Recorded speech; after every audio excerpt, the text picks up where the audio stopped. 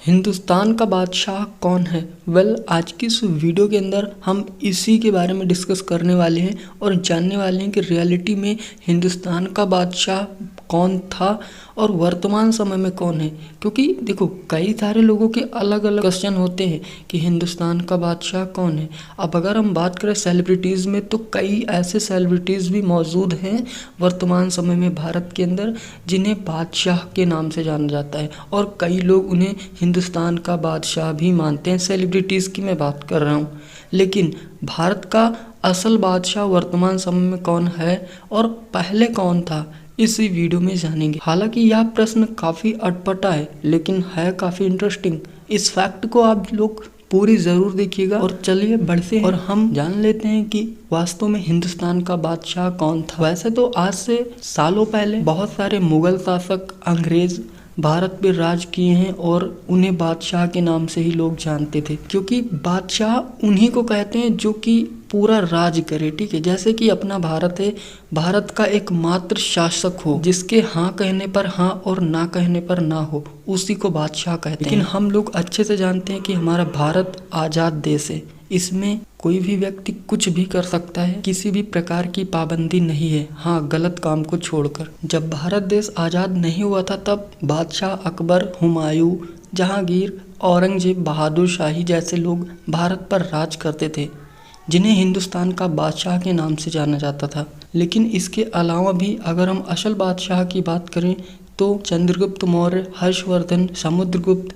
विक्रमादित्य जैसे लोग भी हिंदुस्तान के सम्राट और बादशाह नाम से जाने जाते थे और मुख्य रूप से इन्हें ही भारत का बादशाह कहा जाता था, क्योंकि इन लोगों के मात्र एक ही आदेश से पूरा भारत एक हो जाता था। ठीक उसी प्रकार अगर हम बात करें आज के वर्तमान समय की, तो वर्तमान समय में एक प्रकार से हम यह देख सकते हैं कि जो व्यक्ति भी हिंदुस्तान के प्रधानमंत्री पद पर है, हम उसे हिंदुस्तान का बादशाह बोल सकते हैं, क्योंकि हिंदुस्तान का प्रधानमंत्री ही पूरे भारत को चलाता है। तो हमें उसे बादशाह के नाम से जानने में कोई बुराई नहीं है, क्योंकि बादशाह उसे ही कहते हैं जो हिंदुस्तान पर राज करे और उस हिंदुस्तान की देखभाल करे। जैसे कि वर्तमान समय में नरेंद्र मोदी जी भारत के प्रधानमंत्री पद पर कार्यरत हैं, तो हम उन्हें हिंदुस्तान या भारत का बादशाह बोल सकते हैं। इसके अलावा अगर आप अभी गूगल करेंगे इस प्रश्न को, तो आपको सबसे ऊपर बादशाह, जो कि एक सेलिब्रिटीज है, साथ ही साथ वो एक रैपर भी हैं जिनका नाम आदित्य प्रतीक